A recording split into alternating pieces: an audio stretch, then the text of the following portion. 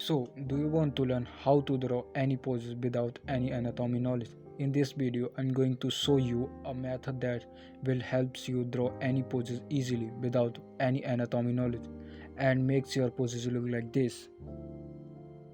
So, before draw any pose, you must know the basic proportions.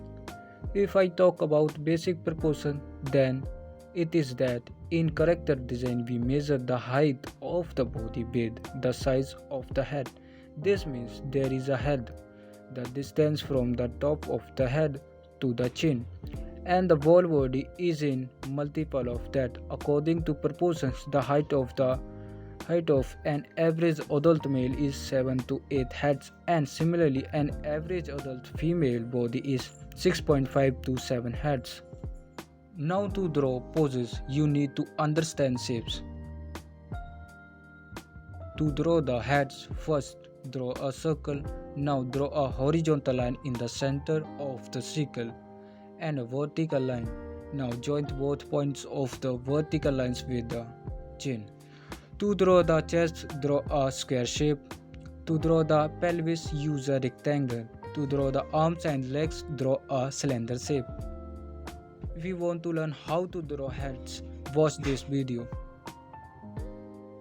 Now, coming to our main point, how to draw any poses without any anatomy knowledge. You don't have to do nothing now.